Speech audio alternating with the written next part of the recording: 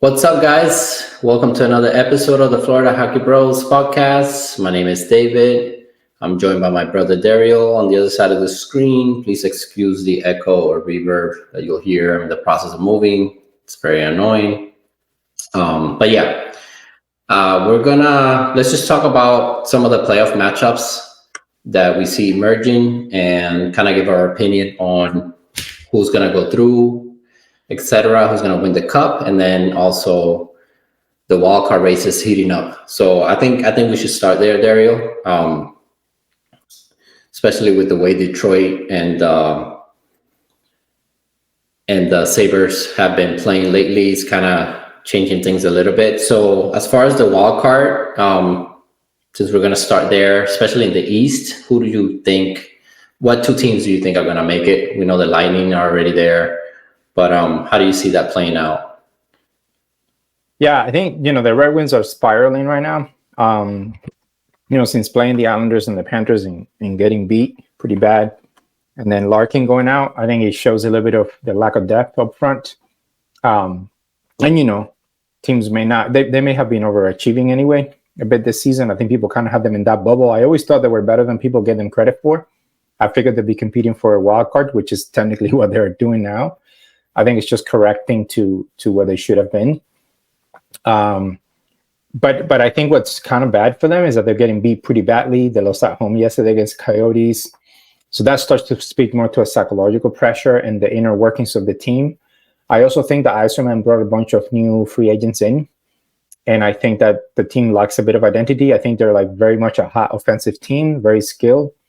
Bringing Patrick Kane and the Brinket and a bunch of fast guys, Sprong, like a bunch of fast, quick guys. They don't hit a lot. They don't forecheck a lot. So they relied on the quickness, and they had very high shooting percentage the first half of the season. So they were like, everything was going in for them. And I think those things usually get corrected over a 82-game season.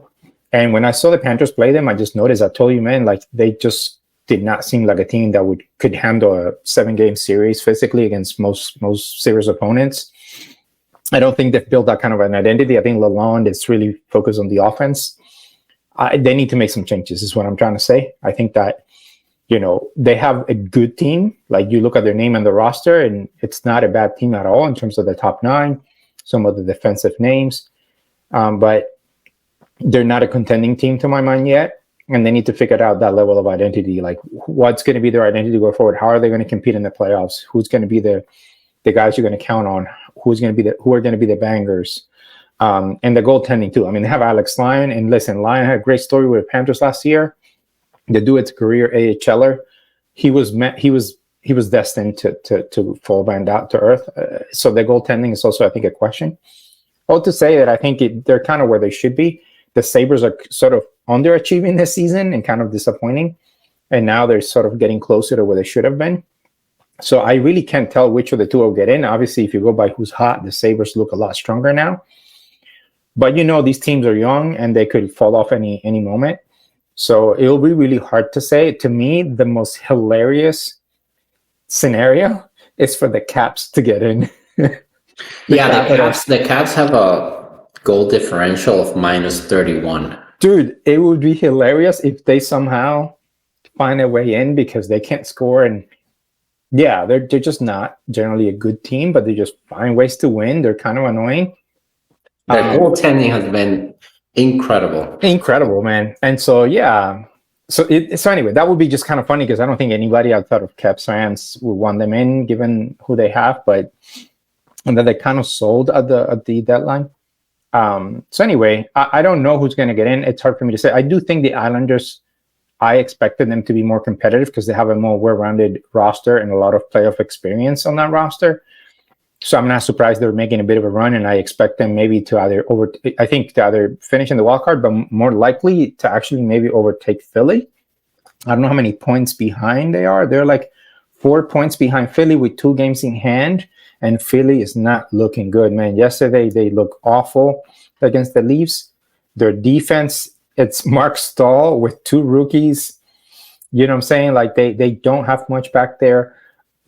I saw the stat that, like, Konechny hasn't scored a goal since, like, February 21st. It's like 3 weeks.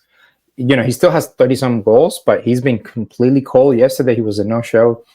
So again, it's a young team. They're rebuilding and retooling, so they've overachieved. But I would not even be shocked if they fall out of the race, because a lot of other teams are really going to be playing them hard, and they have some tough opponents. So I think the Islanders might end up with that spot, and then we'll see either Philly, Detroit, or Sabres competing for the final wild card spot. I still think Tampa takes the first wild card spot. So that's kind of where I'm at. It's hard for me to say, man, because it's been such an up and down season. The Sabres is the team that a lot of people thought would make it in this year. I actually thought it might be the Senators. So what do I know? But the Sabres would not be fun to play just because they do have some really high-end skill on offense. They just are not a good defensive team. So yeah, and goaltending is still an issue with them. You did mention the Red Wings as kind of like a hot takey wild card, or I guess dark horse team to make the playoffs, and I think you were spot on. I think they're gonna make it. I think the Red Wings are gonna make it. I don't think they're gonna lose so many games going forward, and Larkin should be back soon. I do think the Islanders are gonna overtake the Flyers, even though the Islanders have lost the last two. And yeah, I think that last wild card spot is gonna be between Detroit and the Flyers. I don't expect Tampa to drop much more. They're gonna kind of do the thing of playing well to make sure they get in. And yeah, I think it's gonna be interesting. And it definitely makes it easier to watch now and just follow the storylines for me, with the Sabres and the Red Wings and all that good stuff. And then in the West Coast, they're pretty much set, except for maybe, if the Wild can make a run. Nah, they're set. They're set out west, man. I was looking at it today. There's no way that Vegas and Nashville fall off. Vegas has been really struggling, but there's no way that they fall off so much, in my opinion. It would be shocking. I'm not a Predators believer, but the heater that they went on really helped. And they have enough separation now that it would take a huge drop off. The Wild is too up and down. And same with the Blues and Calgary. I think they're cracking that out of it. So anyway, I think that one's set. It's just, to me, that one is more of a question of Vegas and whether they end up in a wild card, because if they do, they end up the second wild card, they most likely play the Canucks, maybe the Avalanche in the first round, and that would be awesome. Yeah. Even with what Vegas did at the deadline, I think they're going to get eliminated in the first two rounds. The West is really tough, and it's actually tougher. Like the first round matchups there are just tougher. Like the wild card matchups there are much tougher than, say, the East, where I think the Panthers could beat both the Lightning and the Red Wings or Islanders, whoever gets that last wild card spot. And you never know, that the Panthers could fall into second place and play Toronto, which would be fine. But yeah, I think the West Coast, the wildcard teams are just as strong, but they also, it's crazy, man. The matchups there are going to be fun to watch, except that the games are probably going to be late as hell. Yeah, they'll try to maybe hopefully do some 9:30 games or whatever, but yeah, what are you going to do? Try to watch a first or second period. So yeah, out west, I think what will be intriguing is to see the final matchups. But I'm with you. I think mostly set, and that first round is going to be brutal out there, which is not the worst thing. Let them beat each other up. Though out west, they tend to play a lot more open, more offensive style than physical for the most part. In the East is a lot more of a grind. If you just look at the teams that are going to make it, they're all physical teams, man. Like, outside of the Leafs, and even the Leafs can hit a little bit. So it's going to be pretty brutal in the East, and that's why, you have to try to stay healthy and have depth. But yeah, that's kind of where I'm at with the wild cards. I think, the Flyers, they try their best, and, if they can at least hang on to a wild card, that would be pretty successful season. Yeah. And in terms of the other matchups, man, like I'm okay with the Panthers, like, not finishing first overall. I do believe in that curse. So maybe just, finishing maybe first in the East, but not overall would be ideal. Though I don't know if Vancouver Colorado will want to take that role. Otherwise, we would have to fall behind the Bruins, and that means playing the Leafs in the first round, which not the worst thing. Otherwise you play a wild card, and it'd probably be the Islanders or Flyers, or I guess Detroit or Sabres. But I don't know. There's one thing that scares me with the Panthers this year, which is being the favorite or one of the favorites. It's a completely different feel and pressure than having been the underdogs last year. And I do believe in that pressure and the fact that that would feel new to this team. So if they were to get the Sabres or the Flyers or the Red Wings in the first round, or even the Islanders would be a tougher series. But I think that people would still expect the Panthers to win.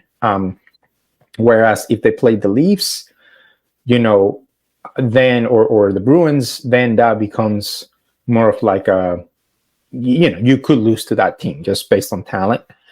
And maybe that pressure actually helps the Panthers. I would also say the Leafs would probably be a less physical series than the Islanders, as an example, or even Philly that can get a little bit dirty. So you also have to take that into account in terms of going on a run. So I'm kind of torn as to where I want the Panthers to finish. Part of me doesn't want it to start really losing games and get into a funk, because you don't want to go into postseason like that. But we've seen so many teams just playing hard at the right time and competing. And I don't know that we need to focus on winning the whole, first finishing in first place. I think with the injuries piling up, nothing excessive, but with Bennett and Rodriguez being day-to-day and then Ekblad out for a few weeks, I think, just kind of go 500 the rest of the way and go from there. I think the matchups don't really matter for the first round, other than if you catch like a really hot team. But the only hot team the Panthers would get would be the Sabres, and I'm not scared of the Sabres at all. I think we will beat them in like 5 or 6 if it gets tough, I guess. The same fear, I share the same fear with you as far as the Panthers. I just think that if we go down like 0-2 in a series, that's where like we'll play our best. Whereas if we're like up 2-0 or 1-0, we might just kind of take them for granted. But for the most part, I think the Panthers they play hard. They play tough. They're physical. And I agree with you on the physicality of a playoff series to get to the finals, because we saw it with the Panthers last year. I think this year we're better equipped to match up with any team in the league, but we need to be healthy. So I think that that's the number one priority. We do have depth, but as you can see from the game against Carolina, the depth is not, end all be all. It's not going to save you. You still have to put in the effort and have the skill to score. So I think the identity there is already there. They're going to go in there. They're going to do their thing, be physical, maybe even take that first game off and just kind of hit everybody. So I do kind of hope it's the Leafs in a way, because I think the storyline would be great, and like the attention on that series would be amazing. And then we would probably play Boston in the second round. So I think it'll be funny if we get like the Leafs, Boston, and then the Hurricanes again, just in a slightly different order. But yeah, I think the Panthers have said it doesn't really matter to me, the President's Trophy thing or not.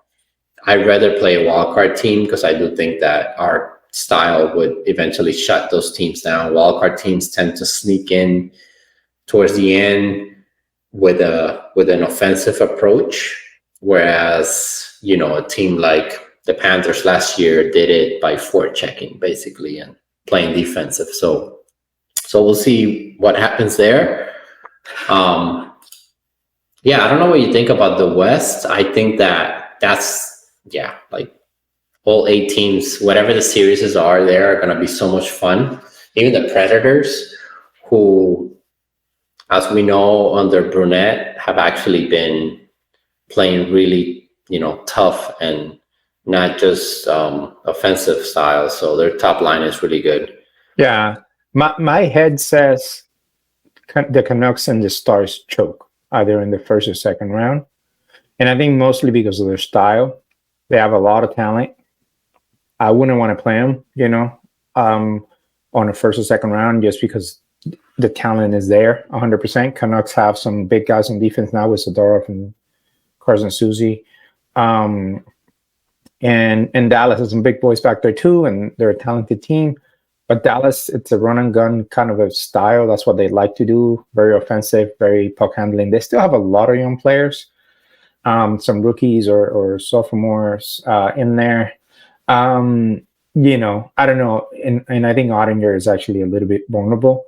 He is, yeah. So I think that they're talented, and that's why we've seen the team make runs and stuff. And last year, you know, they got a little bit far, but I still think that Peter DeBoer, to my mind, hasn't addressed the issues that they showed against Vegas when they got completely destroyed the way that we did. Like, we got destroyed by Vegas, and what did we do? We got bigger, we got deeper, because we knew that if we face Vegas again, we better have some big dudes there to, you know, Gadjevich and Stenlin and Mikula and Kulikov and even OEL, like, you know, can be putting Maher out there unless there's an injury, right? And can't have like freaking Mark Stahl who can't move, or Eric Stahl, or, you know, some of these mummies, or, you know, you can't have Cousins on the second line, you know what I'm saying, who's a tiny guy. So yeah, I think at the end of the day, you kind of, it's not just about size, but it's about thoughtful, like, team construction, because Rodriguez is not going to bang, but he does give you a lot of skill and depth better than what we've had. And, you know, and we don't have Duclair out there who doesn't want to get hit. So anyway, I think that's my thing with the Stars. I think they're still counting on that core, which is incredibly talented. They're an incredible regular season team, kind of the Leafs of the West, if I'm honest. And then Canucks, to me, also feel like a team that at heart, it's a small team up front with a lot of little players. And yeah, they can play physical on the target, they do, but they also have a very high shooting percentage. They relied a lot on high shooting percentage. They don't get a ton of shots on goal.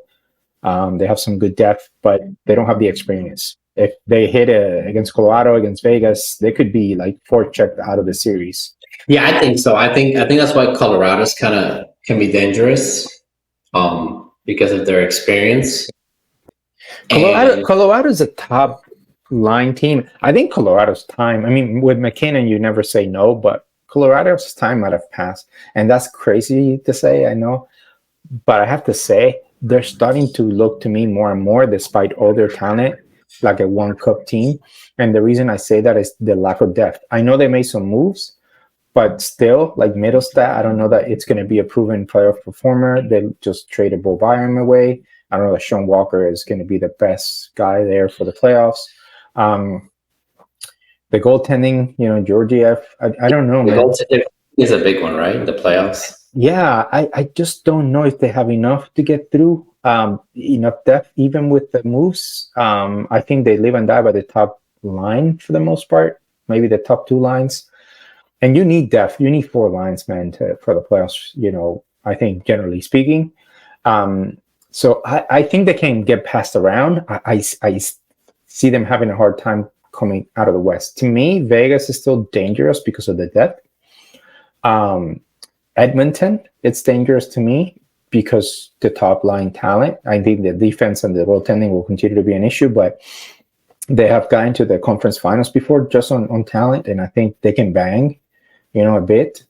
So if they just can get a little bit of good goaltending and play some decent defense, you know, they could get through. I think they're, like, in some ways better constructed than the Leafs to make a run, in my opinion, with some of the other complementary pieces.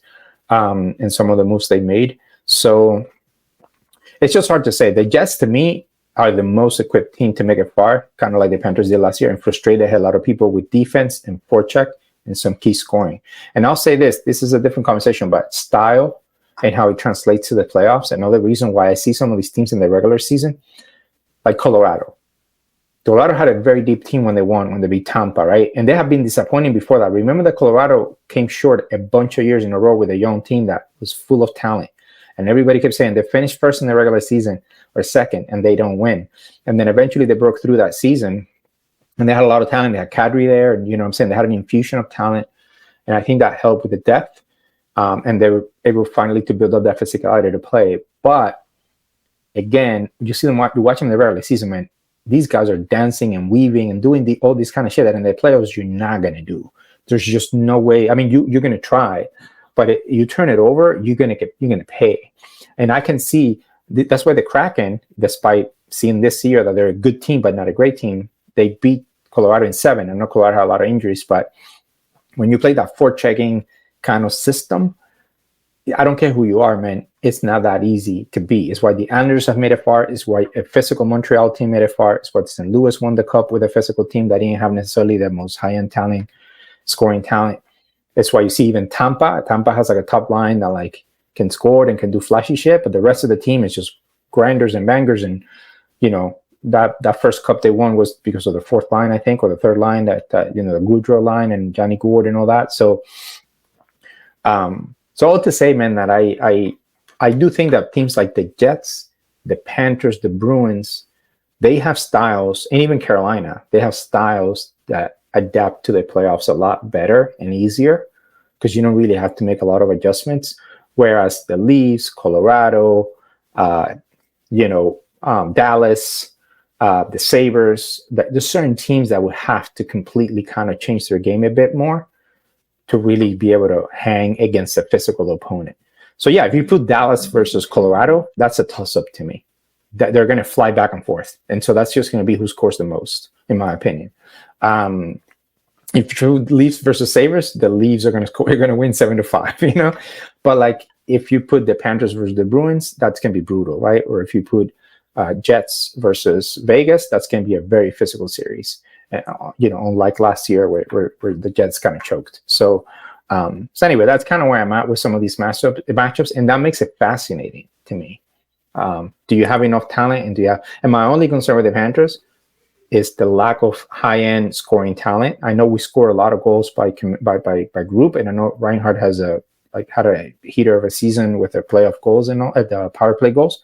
But as you know, part of it is the system. I have to say, like if Maurice let the Panthers just fly, we would look a lot more like 2021, and we could probably score fancier and prettier goals because we do have the skill. But that's not what they've been taught the last 2 years. So I do think that has something to do why we don't see these flashy goals, or we don't see like what the Leafs did yesterday. Like we don't tend to do that as much. Just let people fly on the offensive zone, take chances, pinch in. You know what I'm saying? Only think about offense and dance around the zone. We don't do that as much. We really focus on the boards, on positioning. So anyway, like I only worry in the playoffs for the Panthers of like not being able to find those goals you're going to need at key moments, and you really have to hope that you can shut people down. So that it's going to come down to Bob and our defense, and then our ability to like counter and get some key goals like we did last year. The good news is we just have a little bit more depth to score with the bottom six than we did last year, and the defense is a lot more skill and bigger. So we'll see. Yeah, I think to your point about what teams, the styles and how it works in the playoffs, I was going to actually ask you about that, because you look at the Jets, the Hurricanes, the Panthers, Boston, they're focused more on, forechecking, back-checking, defense, kind of just not letting the other team get easy chances, rush chances.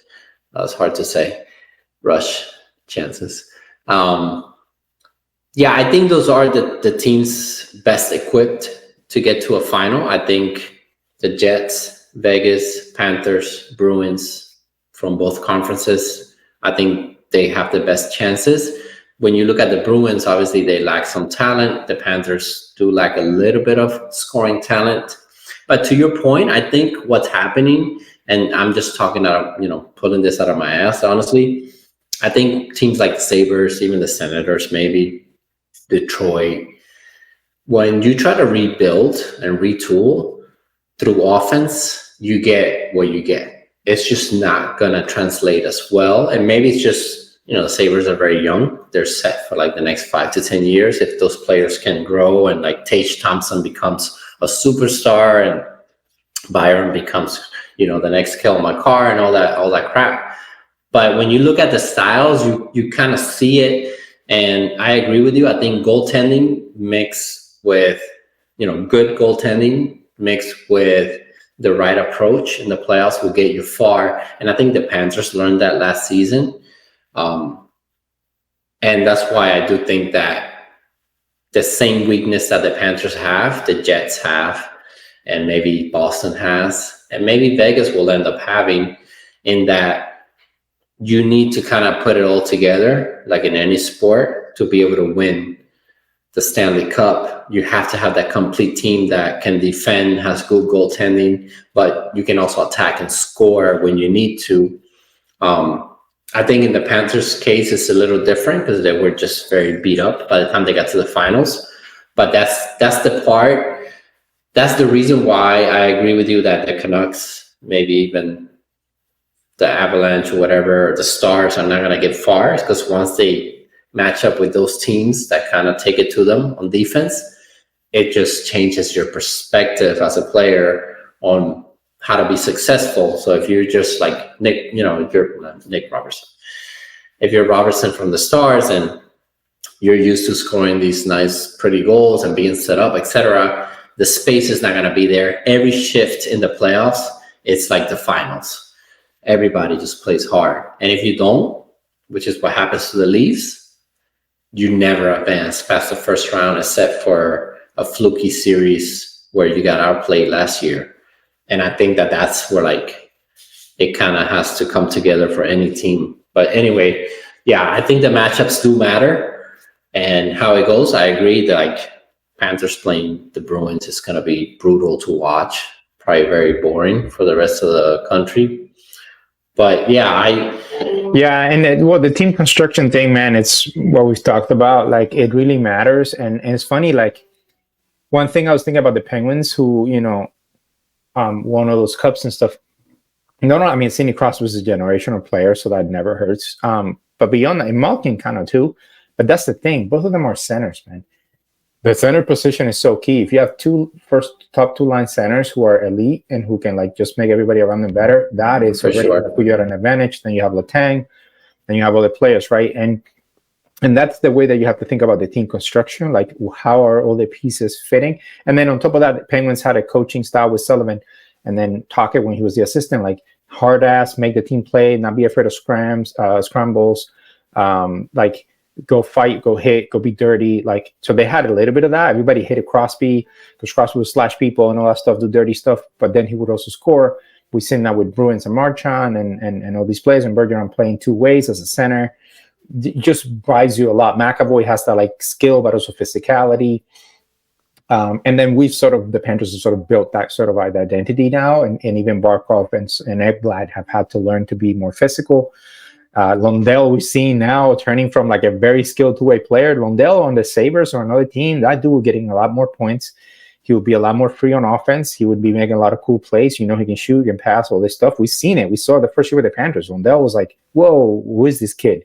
Now he looks like a regular two-way responsible player, but he bangs, he hits, goes up from the net, he gets chippy. He's still very young, and it's not even his nature. That was not who he was when he came in. But that's what the coaches are instilling in him. That's what he sees his teammates doing. So of course he's going to say, I need to do the same. And in some ways, I have more hope for that kind of player. And then you see Bennett go out yesterday, and you see how we look, bro. Marisa said it a million times. Without Sam Bennett, we are not the same team. And that's because you need those top two centers, man, to be able to really function, to be able to play two ways, to be able to play physical, to really help drive lines. So that, to your point, team construction, you have to be really thoughtful. And if all your guys are offensive, if you have Dahlin, who's super hot on offense, but maybe defensively can be a liability, if the same for Heiskanen in Dallas, if you have all these guys that are very, very skilled, they got to learn how to play that really, really two-way style, the way that Victor Hedman does, right? Like certain guys that are Pietrangelo. Pietrangelo got offensive skills, but the dude can defend. And then Carolina has Slavin and have Burns.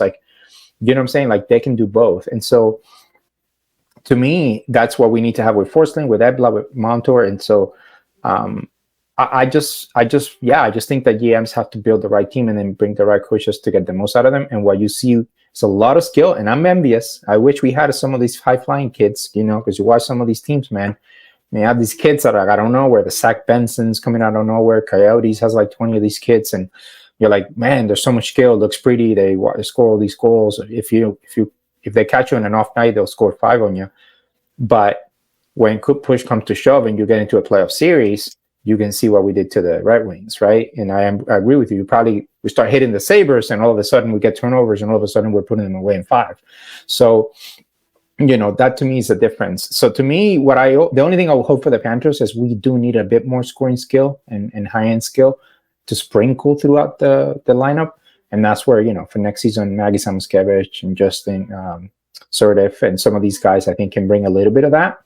And I think we'll see an infusion of talent from the drafts that Cito has been doing.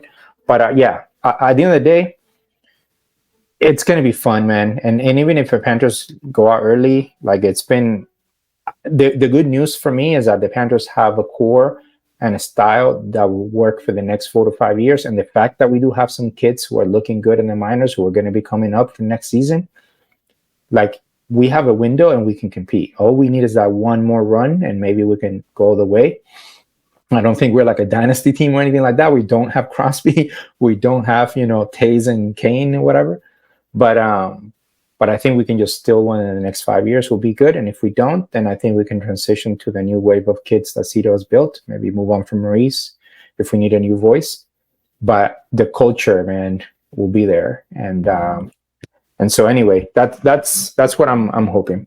Yeah, and I think the game will look different in 5 to 10 years. Maybe it'll be more skill. Maybe the Leafs can finally win the cup. Although it would be hilarious if by the time pure offense wins, they're old and Matthews leaves, and they have like Minton and Cowan. God bless their 2 prospects. Which is funny. I got like completely like crapped on Twitter because I asked why the Panthers prospects were ranked 27th in the league, and everybody was like, "Yeah, like." And then I named off some of the guys with some stats, and they were like, "Well, you answer your own question, this and that." But if you look at prospects from any other team, I think the Panthers are just very underrated, man. The prospects from the Panthers are the Barkov of the NHL. I think people just don't know who these kids are. So anyway, but that's normal. At the end of the day, like that's normal. We're not a key hockey market. Everything that's happening with us is going under the radar. That's true of other teams as well. We're not top 10 in prospects. I mean, let's not get it twisted. Like we haven't drafted high, so it's impossible for us to have that. I think the thing that people don't take into account is that Cito has done low key, and we haven't seen the results at the NHL level. That's why people haven't talked about this yet.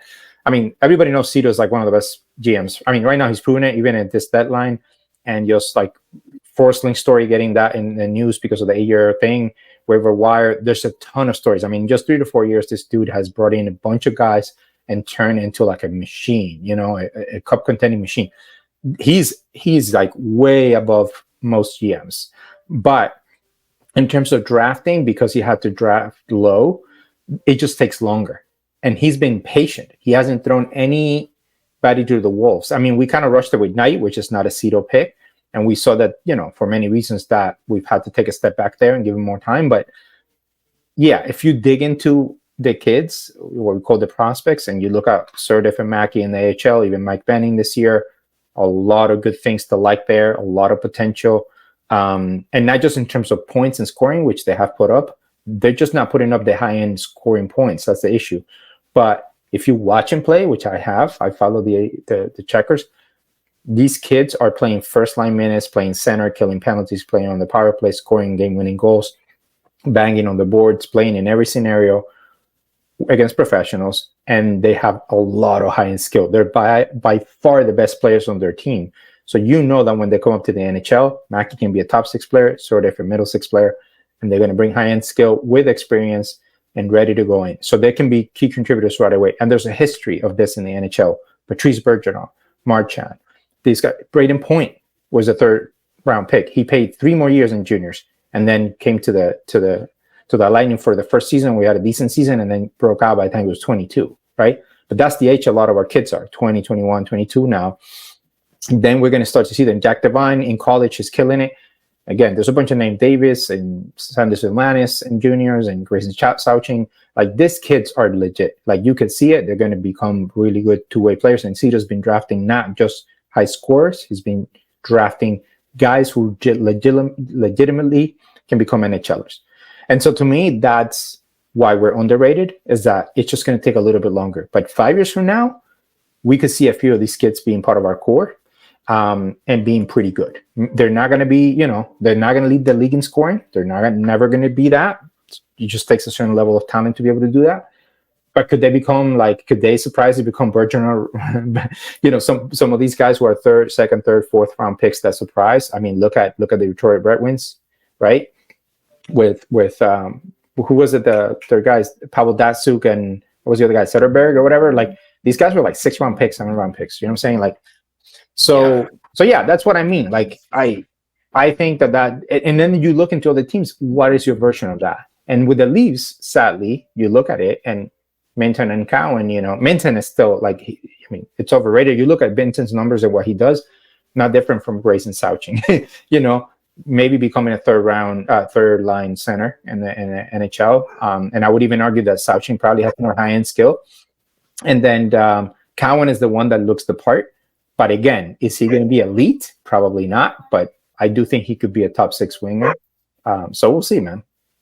Yeah. The future of the NHL, it's going to be very different. I think, I think it's always going to evolve, and maybe, the rules or whatever will make it so that there's more offense, even though this is as fun as the league has ever been. This is as popular as the league has ever been.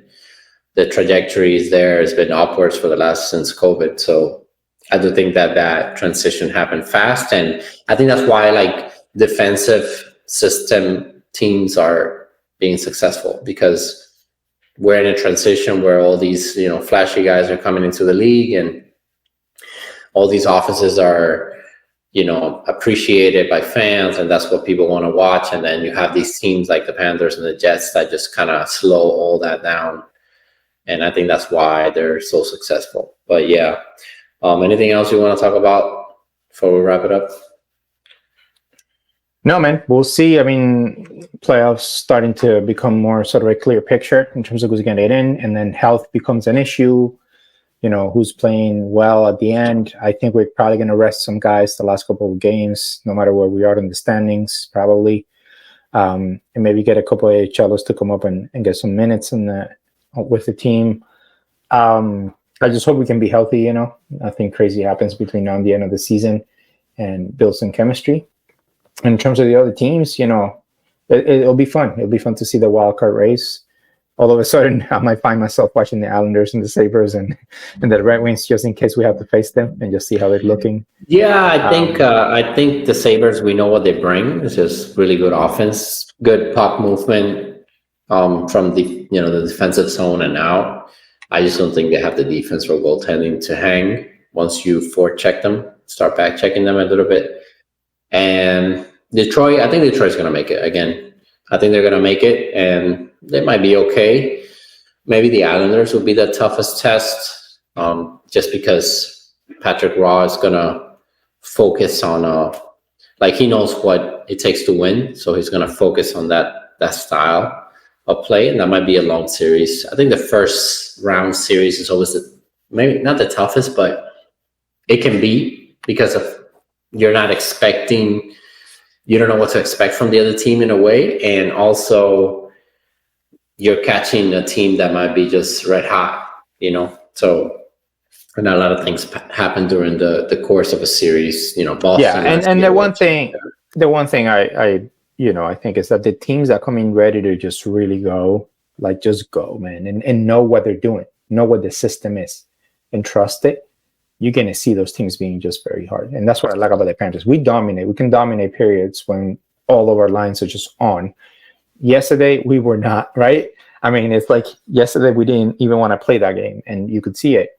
But I'm not worried, because I know that we're going to, when the playoffs come, they know how to do that. You can control everything else, right? You can control bounces, can control a hot goalie, you can control, mistakes will happen. I mean, it's not like we were Saints last playoffs, but But I like to your point, what you said earlier actually made me feel a little bit more relaxed, which is if we're down 2-0, that's when we're at our best, which I agree. So the other thing about us is never count us out. We're never down, whether it's in a game down 3-1 or whether it's in a series 2-0. You know that at least we're going to show out. And if we go out banging. So we're going to hurt the other team no matter who they are. So if you're going to beat us in 6 or 7 games, you're not going to come out of that series feeling happy. So anyway, will be fun to see. Yeah, I think the game like yesterday against the Hurricanes and even the previous game, which we should have won by a couple goals, I think those are like extreme outliers. Like, yeah, that's just the Hurricanes turning it on at the same time that our legs are just giving out from a little bit of traveling and also not wanting to show, because that first period we competed and we were actually slightly better in my opinion, and then the second period we just didn't care for the game. And so yeah, and it's on the road and we don't need the points. And Carolina, as you said, last game we actually outplayed them by a lot, and they were coming off a home loss 1-0 to the Rangers. So they had a lot of reasons with the new guys to try to prove themselves. And so yeah, you could see it that we were not in the game. It's not like, we just even our basic passes, we couldn't get the puck. Like like Barkov was falling all over the ice. That's not who we are. So yeah, you don't worry about that. And you know that Carolina is one of the toughest people you can play. So anyway, yeah. I'm not worried about that. I'm hoping for a better showing against Tampa tomorrow. I'm hoping that with the break coming up, we have 4 days off. We can practice, we can rest, get some chemistry going with Tarasenko and Okposo and stuff. So I'm not too worried. I think it'll be a nice rest to get before the last push. And I do think we'll, like I said, I don't even think it's 500. I think we can finish above 500 this last few games. We just have to finish in the top 2 in the East and then face whoever. But yeah, and if I really have my way, I think the Leafs and Bruins will be an ideal first round series. But just because of the drama and the history. But we would have to finish first. Anyway, we'll see what happens, man. Yes.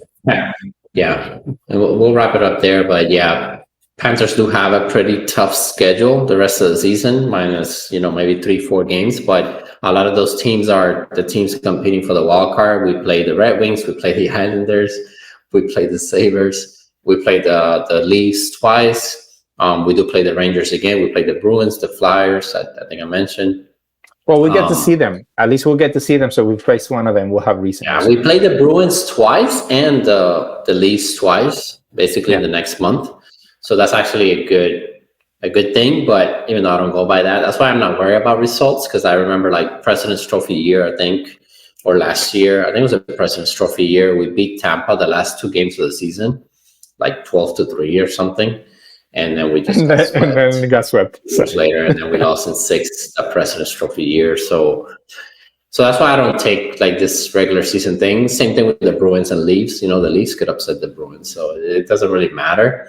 I think the Hurricanes just wanted to kind of like maybe show themselves like, hey, we can do this. We can beat this team, and we'll see. We'll see if we play them again. But I don't really care about that Eastern Conference matchup. Just getting there will be a successful season in my eyes. And yeah, we'll win Stanley Cup in the next 5 years. If we keep playing like this every year, eventually, we'll get the breaks and some good luck. All right, guys, we'll wrap it up there. Don't forget to leave us a comment. Let us know who you see advancing in the playoff matchups that we mentioned. Also, who you think is going to make the wild card, which team you follow. And don't forget to subscribe if you like what you heard. Hit like, and we'll catch you guys next week.